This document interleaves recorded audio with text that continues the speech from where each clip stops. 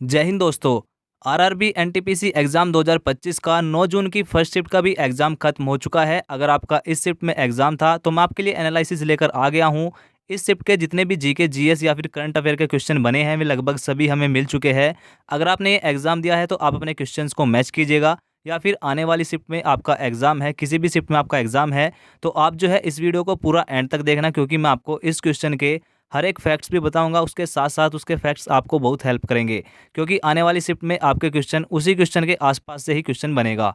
तो आपके लिए हेल्पफुल रहने वाली है वीडियो, अगर आपका आने वाली शिफ्ट में एग्जाम है।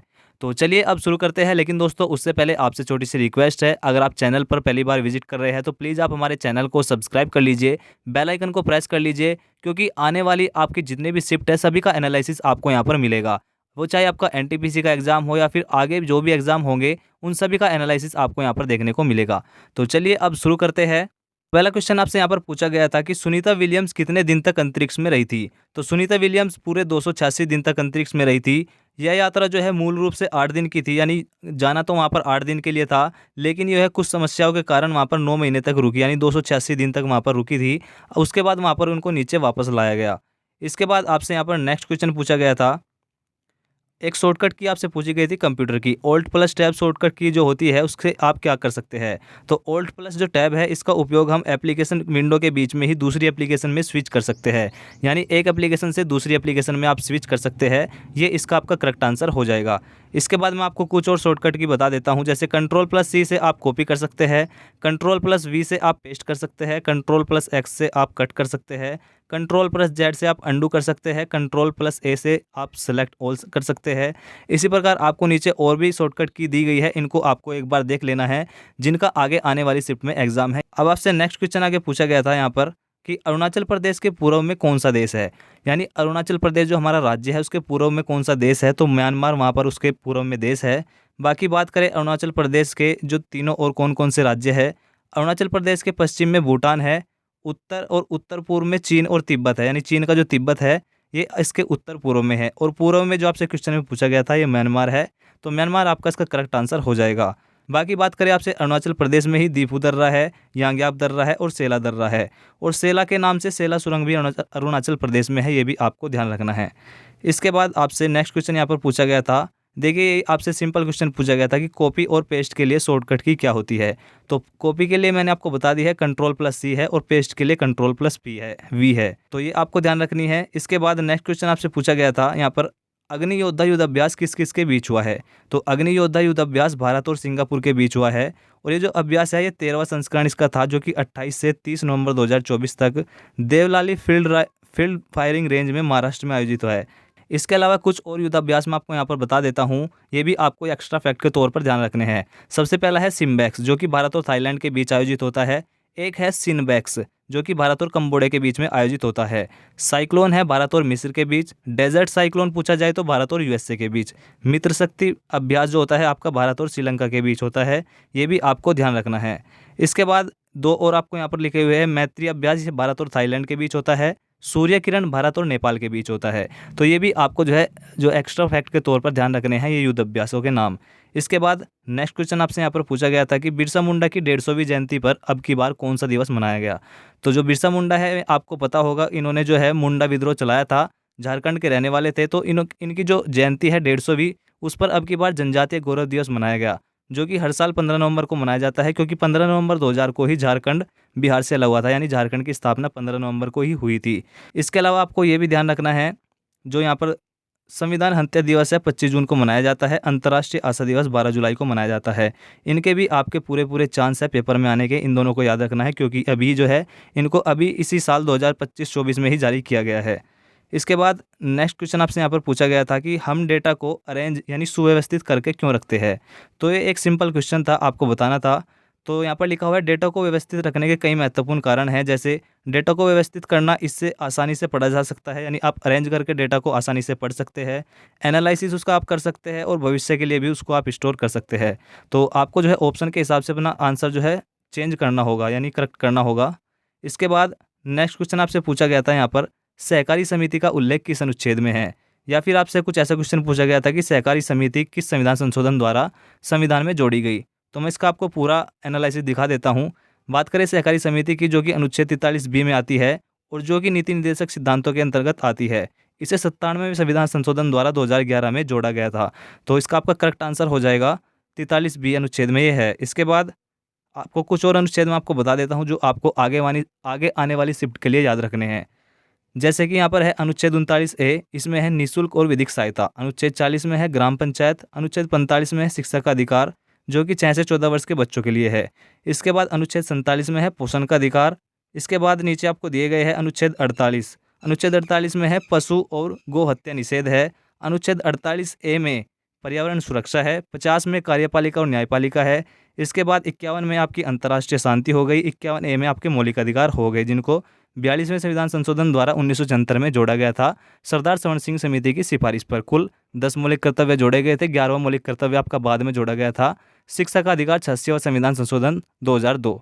तो ये आपको ध्यान रखने हैं, ये आपसे आगे पूछे जा सकते हैं। इसके बाद आपका नेक्स्ट क्वेश्चन यहाँ पर आया था कंप्यूटर से ही, MS वर्ड में एक पेज के मीडियम मार्जिन को कैसे सेट करते हैं। तो आपका यहाँ पर आंसर इस प्रकार होगा कि पहले लेआउट टैब पर जाना है, फिर मार्जिन पर क्लिक करना है, उसके बाद कस्टम मार्जिन को आपको सेलेक्ट करना है, फिर आपको ऊपर नीचे बाईं ओर आप कहीं पर भी इसको मार्जिन कर सकते हैं। तो इसमें आपके जो आंसर पूछा गया होगा, आपको बीच में या फिर आपको जो है दाएं बाएं में पूछा गया होगा, उसका आपको आंसर अपने हिसाब से यहाँ से चेक कर लेना है। इसके बाद आपको से नेक्स्ट क्वेश्चन यहाँ पर इस प्रकार पूछा गया था कि पोषण अभियान किस मंत्रालय ने शुरू किया था। तो पोषण अभियान का जो मंत्रालय है वो आपका महिला एवं बाल विकास मंत्रालय है। इसने पोषण अभियान को शुरू किया था। इसके बाद बात करें इस अभियान की, तो यह अभियान भारत के कुपोषण को दूर करने और बच्चे, गर्भवती महिलाओं और स्तनपान कराने वाली माताओं की पोषण स्थिति में सुधार लाने के उद्देश्य से शुरू किया गया था। तो ये इसका आपका करेक्ट आंसर हो जाएगा महिला एवं बाल विकास मंत्रालय। इसके बाद नेक्स्ट क्वेश्चन आपसे पूछा गया था यहाँ पर कि इतिहासकार जो शेख अहमद सरहिंदी है, इन्होंने किस वंश की तुर्की के खलीफा से जोड़कर बताया है। यानी जो भारत में वंश था उसको किस वंश से तुर्की के खलीफा से जोड़कर बताया है। तो ये मुगल वंश है, और मुगल वंश में भी अकबर के शासनकाल में था। जो आपका शेख अहमद सरहिंदी था, ये आपका अकबर के शासनकाल में था। इसके बाद नेक्स्ट क्वेश्चन आपसे यहाँ पर पूछा गया है कि अंधत्व मुक्त देश कौन सा घोषित किया गया है। यानी जो आपका ट्रैकोमा मुक्त देश पूछा गया है, कौन सा घोषित किया गया है। तो WHO ने अभी हाल ही में जो है भारत को भी ट्रैकोमा मुक्त घोषित किया है। अगर आपके आंसर में भारत था तो आपका भारत करेक्ट आंसर हो जाएगा। बाकी इससे पहले, भारत से पहले, इसने WHO ने नाइजर देश को भी अंधत्व मुक्त देश घोषित किया था। अगर नाइजर होगा तो नाइजर आपका करेक्ट आंसर हो जाएगा, अगर भारत हुआ तो भारत आपका करेक्ट आंसर हो जाएगा। बात करें WHO की, तो WHO की स्थापना 7 अप्रैल 1948 को होती है, और इसीलिए हम 7 अप्रैल को विश्व स्वास्थ्य दिवस भी मनाते हैं। इसका मुख्यालय जिनेवा, स्विट्जरलैंड में है। ये भी आपको ध्यान रखना है। इसके बाद नेक्स्ट क्वेश्चन आपसे पूछा गया था, ये कुछ ऐसा ही क्वेश्चन है कि ऐसा कौन सा नृत्य है जिसमें संगीत का प्रयोग नहीं होता। तो ऐसा तो कोई नृत्य है ही नहीं जिसमें संगीत का प्रयोग नहीं होता। बाकी आपको एक बार देख लेना है, सही क्वेश्चन का पता लगाना है क्वेश्चन क्या था। इसके बाद नेक्स्ट क्वेश्चन आपसे यहाँ पर पूछा गया था कि नीति निर्देशक सिद्धांत का अनुच्छेद कौन सा है, या फिर आपसे ऐसे करके क्वेश्चन पूछा गया था कि कौन सा अनुच्छेद नीति निर्देशक तत्व में नहीं आता है। तो मैं आपको नीति निर्देशक तत्व बता देता हूँ, जो कि आपके भाग 4 में है, अनुच्छेद 36 से 51 के बीच है। 36 से 51 के बीच अनुच्छेद से अलग जो भी अनुच्छेद आपके ऑप्शन में होगा वही आपका करेक्ट आंसर हो जाएगा। बात करें इससे अलग, आपको मैं यहाँ पर एक्स्ट्रा फैक्ट के तौर पर बता देता हूँ। भाग 1 में आपका संघ और उसका राज्य क्षेत्र है, जो कि अनुच्छेद 1 से 4 के बीच है। भाग 2 में नागरिकता है, अनुच्छेद 5 से 11। भाग 3 में मौलिक अधिकार है, अनुच्छेद 12 से 35। भाग 4 में नीति निर्देशक सिद्धांत है, जो मैंने आपको अभी बताया है, अनुच्छेद 36 से 51 के बीच है। इसके बाद आपका भाग 5 आता है, इसमें आपके भाग 4A आता है, इसमें आपका मौलिक कर्तव्य है, जो कि अनुच्छेद 51A में है। भाग 5 में संघ सरकार है, अनुच्छेद 52 से 151 के बीच। भाग 9 में आपकी ग्राम पंचायत है, अनुच्छेद 343 में। तो ये जो है मैंने आपको इंपॉर्टेंट भाग बता दिए हैं, आपको इनको याद रखना है। इसके बाद आपसे नेक्स्ट क्वेश्चन यहाँ पर पूछा गया था कि वर्तमान जम्मू कश्मीर में सरकार जो है वो किस किस के गठबंधन से बनी है। तो यहाँ पर आपको आंसर में बताया गया है जम्मू कश्मीर नेशनल कॉन्फ्रेंस यानी JKNC, भारतीय राष्ट्रीय कांग्रेस हो गई आपकी, भारतीय कम्युनिस्ट पार्टी, और आपकी Jammu Kashmir national panthers party. इन सभी के गठबंधन को मिलाकर इंडिया गठबंधन बना है, और इन्होंने ही यहाँ पर जो है जीत हासिल की है। और वहाँ पर जो मुख्यमंत्री बने हैं अभी जम्मू कश्मीर में, उमर अब्दुल्ला बने हैं, जो कि आपके जम्मू कश्मीर की कम्युनिस्ट जो पार्टी है उसके नेता है। इसके बाद नेक्स्ट क्वेश्चन आपसे पूछा गया था कि 2025 के जलवायु प्रदर्शन सूचकांक में शीर्ष स्थान किस देश का है। तो 2025 का जो अभी हाल ही में जलवायु प्रदर्शन सूचकांक जारी हुआ है, उसमें डेनमार्क ने पहला स्थान हासिल किया है, जबकि भारत का जो स्थान की बात करें 10वें स्थान पर है। इसके बाद कुछ और सूचकांक यहाँ पर दिए गए हैं, जैसे वैश्विक भूखमरी सूचकांक में भारत 105वां है, खुशहाली सूचकांक में भारत 118वां है। इसके बाद प्रेस स्वतंत्रता सूचकांक में भारत जो है 151वें स्थान पर है। इसके बाद आपसे नेक्स्ट क्वेश्चन पूछा गया था यहाँ पर, भारत में 2024 में शिशु मृत्यु दर कितनी है? तो भारत में जो अभी यूनिसेफ की जो रिपोर्ट आई है उसके अनुसार 28 प्रति 1000 जीवित जन्म दर हो गई है।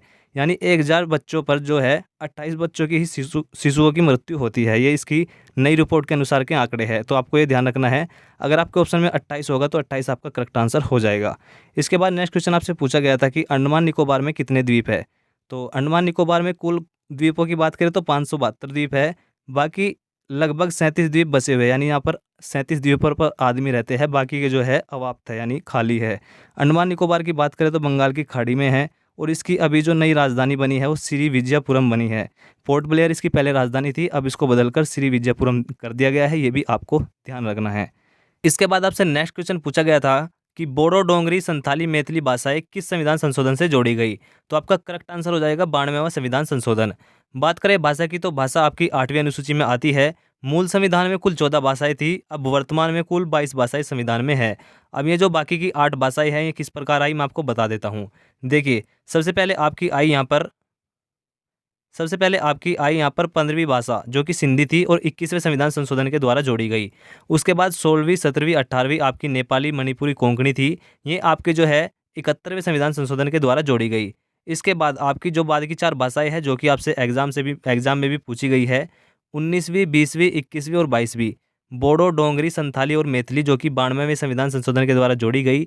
तो आपका 92वां संविधान संशोधन करेक्ट आंसर हो जाएगा। ये सभी चीज़ें आपको इनके बारे में ध्यान रखनी है। इसके बाद नेक्स्ट क्वेश्चन आपसे यहाँ पर पूछा गया था कि मोहम्मद पैगंबर का संबंध किससे है? तो मोहम्मद पैगंबर का संबंध इस्लाम धर्म से है, ये आपका करेक्ट आंसर हो जाएगा। इसके बाद बात करें सिख धर्म की, तो सिख धर्म के संस्थापक गुरु नानक देव थे, जिन्होंने खालसा पंथ की भी शुरुआत की थी और यही सिखों के पहले गुरु थे। और सिखों के जो सबसे बाद के 10वें गुरु थे वे गुरु गोविंद सिंह जी थे, ये भी आपको ध्यान रखना है। इसके बाद नेक्स्ट क्वेश्चन आपसे पूछा गया था कि भारत में नागरिकता कानून कब लागू किया गया था? तो नागरिकता जो अधिनियम है आपका 1955 का है, तो इसका आपका करेक्ट आंसर हो जाएगा नागरिकता अधिनियम 1955, यानी 1955 में लागू किया गया था। इसके बाद आपको और भी जो है अधिनियम याद रखने हैं। सबसे पहला है दहेज प्रथा प्रतिषेध अधिनियम 1961 का है, बाल अधिकार संरक्षण अधिनियम 2005 का है, सूचना का अधिकार अधिनियम ये भी 2005 का है, आपको ध्यान रखना है। इसके बाद शिक्षक का अधिकार अधिनियम ये 2009 का है, ये भी आपको ध्यान रखना है। नेक्स्ट शिफ्ट के लिए आगे आपसे पूछे जा सकते हैं। इसके बाद नेक्स्ट क्वेश्चन आपसे पूछा गया था नीति आयोग के बारे में कोई क्वेश्चन था, तो मैं आपको नीति आयोग के बारे में सभी चीज़ें बता देता हूँ। सबसे पहले तो बात कर लेते हैं नीति आयोग आया कहाँ से। तो पहले योजना आयोग जो चला हुआ था उसी के स्थान पर इसकी स्थापना हुई थी 1 जनवरी 2015 को नीति आयोग के रूप में। इसके बाद नीति आयोग को जो है भारत का थिंक टैंक भी कहा जाता है और इसके हेड जो है पीएम मोदी है, यानी इसके हेड अध्यक्ष जो होता है वो भारत का प्रधानमंत्री होता है। इसके बाद इसके जो वर्तमान जो है सीईओ है बीवीआर सुब्रमण्यम है और उसके उपाध्यक्ष सुमन बेरी है, तो ये भी आपको इसके बारे में ध्यान रखना है। इसके बाद नेक्स्ट क्वेश्चन आपसे पूछा गया था कि हाल ही में किस बैंक ने अपने 90 वर्ष पूर्ण कर लिए हैं? तो आपका जो आरबीआई है, रिजर्व बैंक ऑफ इंडिया है, इसने अभी 2025 में अपने 90 वर्ष पूर्ण कर लिए हैं, क्योंकि जो इसकी स्थापना है 1 अप्रैल 1935 को हुई थी और अब 2025 चल रहा है, तो इसके 90 वर्ष पूरे हो चुके हैं। इसके बाद करें मुख्यालय की, तो मुंबई में मुख्यालय है और इसके अभी वर्तमान में जो हेड है अभी बनाए गए हैं रिसेंटली संजय मल्होत्रा, इसके वर्तमान में हेड है, तो ये भी आपको ध्यान रखना है। इसके बाद नेक्स्ट क्वेश्चन आपसे पूछा गया था कि अंडमान निकोबार में कौन सी जनजाति पाई जाती है? तो अंडमान निकोबार में मुख्यतः 4 जनजाति पाई जाती है, जो कि अंडमानी, ओंगे, जारवा और सेंटिनली थी। तो इनमें से जो भी आपका ऑप्शन होगा वही आपका करेक्ट आंसर हो जाएगा। तो ये थे आज के क्वेश्चन जो हमें मिले हैं। तो अगर आपका एग्ज़ाम था तो आपने एनालिसिस कर लिया होगा, और अगर आपका आने वाली शिफ्ट में एग्ज़ाम है तो आप जो है हमारे चैनल को सब्सक्राइब कर लीजिए और बेल आइकन को प्रेस कर लीजिए। और अगर आपको ये पूरी पीडीएफ चाहिए तो आपको जो है हमारे टेलीग्राम चैनल का लिंक भी वीडियो के डिस्क्रिप्शन में मिल जाएगा, वहाँ पर जाकर आप इस पूरी पीडीएफ को डाउनलोड करके रिवाइज कर सकते हैं। और इसके बाद मैं आपको जो है 9 जून की ही सेकंड शिफ्ट की वीडियो लाने वाला हूँ। तब तक के लिए आप हमारे चैनल को सब्सक्राइब कर लीजिए, क्योंकि उसका भी एनालिसिस मैं इसी तरह एक्स्ट्रा फैक्ट के साथ कराने वाला हूँ। तो अगर आपको वीडियो पसंद आई हो तो वीडियो को लाइक कर देना और अपने दोस्तों के साथ भी इसको शेयर ज़रूर कर देना।